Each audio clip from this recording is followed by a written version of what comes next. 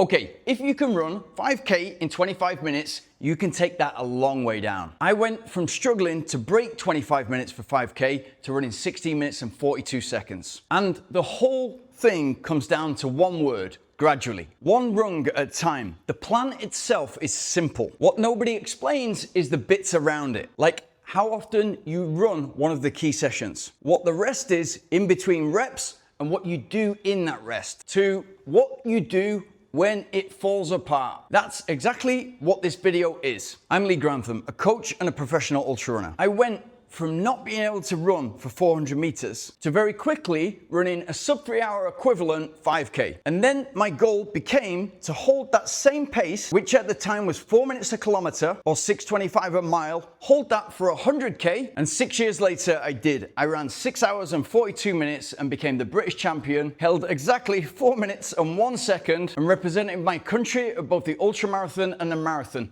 And it was the same method all the way. And I know what you're thinking, because I see it all the time in the comments. He's probably just gifted. I'll never do that. Well, maybe you're gifted too, but with that attitude, you're not even getting started. But put in the work relentlessly for years and see what happens. 90% of the runners watching this have far more headroom than they think. The engine is one session, kilometer repeats with 60 seconds rest. And you're gonna start at no faster than your current 5K pace. If your current 5K pace is 25 minutes or 5 minutes a kilometer or 8 minutes a mile, you run 5 times 1 kilometer at that pace with 60 seconds rest in between. Master that, and then you add rep 6, and then rep 7. Once you can do 7 times a kilometer at what was your previous 5K pace, you drop the pace by 15 seconds a kilometer and go back to 5 reps. Then climb again, 4:45 per kilometer, 4:30 per kilometer, 4:15 per kilometer, 4 minutes per kilometer. And each time you're a different runner, and you're noticing it, of course, in that session, but throughout your entire training. And the key is gradually. Now, I can hear you screaming at the screen. How often do I do those sessions? What do I do in that 60-second rest? What does the rest of the week look like? What do I do when the session falls apart? And how long do I stay at each rung? When am I ready to move on to that next 6th rep or 7th rep? So first, how often? You do this session once a week. That's it.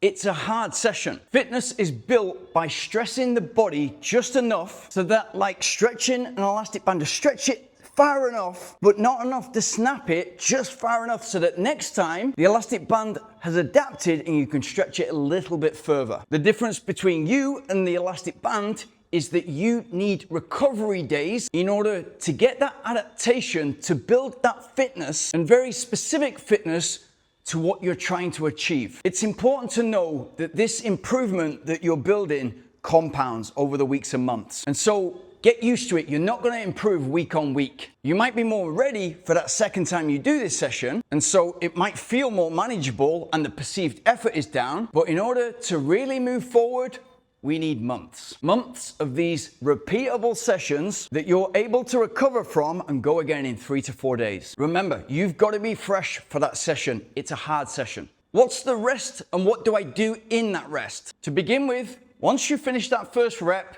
gradually decelerate and walk. 60 seconds of walking. That is protecting the quality of the reps and keeping your pace within the rep honest. Initially, if you've been taking a lot longer rest in between intervals, that 60 seconds will be gone like that. And then after you've done 2, 3, 4 of these sessions, you'll find yourself looking down at your watch, only 40 seconds gone. You're becoming better at recovering in between those reps. Big sign of fitness, and a big sign that you're ready to go on to the next stage. An upgrade to that walking rest might be gradually decelerating, jogging very lightly. Try to make it so lightly that it's quantifiable week on week, and then gradually accelerate into the next rep. And again, you'll find out the heart rate is not recovering as strong as it was, but after 2, 3, 4 weeks, you've got this incredible superpower of recovering on the go. What about the rest of the week? What does that look like? This is one hard session, and perhaps your hardest session, inside a structured week that will include some recovery runs, easy runs, a long run. And your job with the recovery running, the easy running, it isn't just filler, it isn't just volume for volume's sake. It's what is allowing you to land a hard session like that. The other work is what is protecting you, because your tendons, your ligaments that are under a lot of force when you're running at 5K effort will adapt slower than your heart and lungs. If you skip the easy miles and the engine outruns the physical body, that's how you get hurt. And that's how most runners operate, because they do the exciting stuff, running faster or running longer, and skip the part that is allowing you to execute those sessions regularly so that it's repeatable on a weekly basis. And as I said before, those improvements that you're working hard for are compounding week on week, month by month. But also, in answer to what does the rest of the week look like, what does the rest of the year look like, or the rest of the training schedule look like, this can't be a 2-hour video. You wouldn't watch it and I wouldn't make it. But if you're serious about your running and the big goal is half marathon or marathon, and you want a big breakthrough in those times, and you've got the mentality and the work ethic, and you want to learn how to train optimally for you as an individual so that as a byproduct you get great performances, then get in contact by booking a call in the link in the description. Next question. What do I do when the session falls apart? Okay, so I'm 6 months in. My PB for 5K was 25 minutes, and I've been patient enough to go through these sessions gradually. And now the session is 6 times a kilometer in 4 minutes per kilometer. But in the middle of rep 4, I'm able to finish rep 4, but in the middle of it, I think this is not sustainable. I'm out of control, it's not manageable, the injury risk doesn't make sense. That's the self-awareness that you have to have hardwired. And remember that not every session is equal. One day you got perfect sleep, no stress, external factors are perfect, it's a cool day, you're flying. 4 weeks later, you've improved, but you got a child with the sniffles, you've probably got it, 3 nights of bad sleep, you're trying to cram the session in, you're not comparing apples for apples. So again, patience, delayed gratification. Note that the trend line and the trajectory of that trend line is affected by your work ethic, your character, your resilience, your positivity, your patience. That appreciation for delayed gratification is a superpower in running. So if I'm getting towards the end of that rep 4 and I know that not even 60-second walk is gonna bring me round, and I was already blowing up in rep 4, so rep 5 seems almost impossible. Now I could get it done. I could get into that mindset and make it happen and get 5 and 6 done. But save that mindset for when you're racing. I wanna finish this session knowing, not thinking, but knowing I could do another rep or 2. So I give myself a couple of options. I've done 4 times a kilometer at 4-minute pace. I've hit that target. What I could do is keep the same pace, but break that 2 times 1 kilometer into 4 times 500 meters. That's what I most like doing in those situations. The rest stays exactly the same, so you got more rest. 60-second walk in between each 500 meter rep. The next alternative is you could give yourself extra rest. So instead of walking for 60 seconds, you could walk for 90 seconds or a couple of minutes. And again, that will help you finish the session. What you could also do is slow down. So I managed 4 times a kilometer in 4 minutes per kilometer, but these last 2 times a kilometer, I'm gonna run them at 4:15 a kilometer or 4:30 per kilometer. Whatever you decide to do, my favorite is that first one, but whatever you decide to do,